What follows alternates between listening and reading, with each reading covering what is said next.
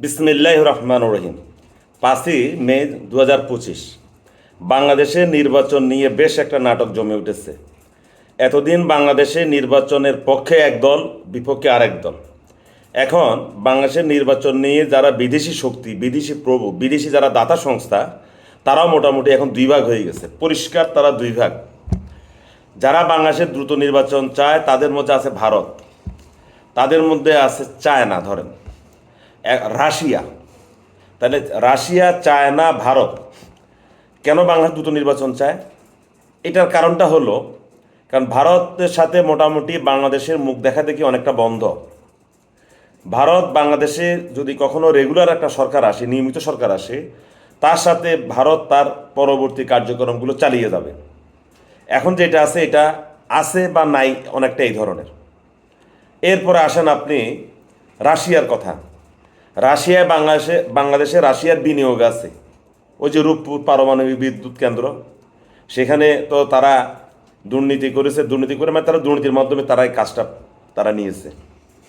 এখন যত দ্রুত নির্বাচন হবে, একটা রেগুলার গভর্নমেন্ট আসবে, রাশিয়া মনে করে যে তাদের যে ঋণটা তারা সহজে পাবে, দ্রুত পাবে।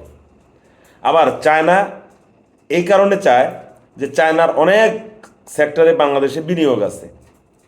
তো চায়না চাচ্ছে যে একটা রেগুলার সরকারের মাধ্যমে তাদের বিনিয়োগের যে টাকাগুলো, এগুলো কিস্তি আকারে তুলে নিতে।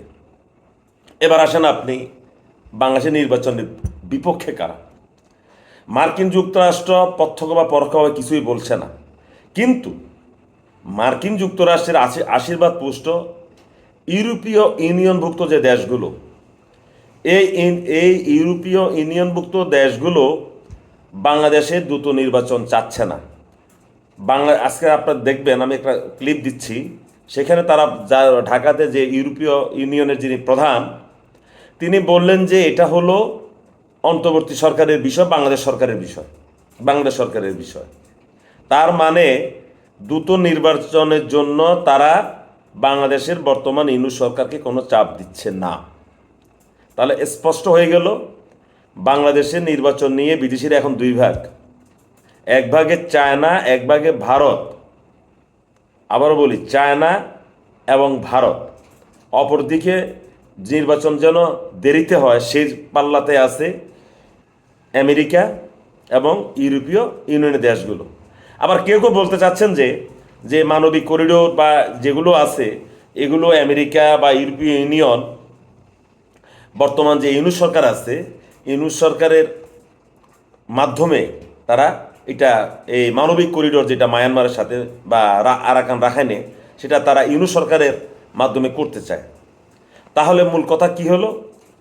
জাতি হিসাবে যেমন আমরা কখনোই এক থাকতে পারি নাই, আমাদেরকে যারা বুদ্ধি পরামর্শ দেয় তারাও এখন আমাদের সাথে তাল মিলিয়েছে, তারাও এখন বাংলাদেশের নির্বাচন নিয়ে স্পষ্ট দুই ভাগ।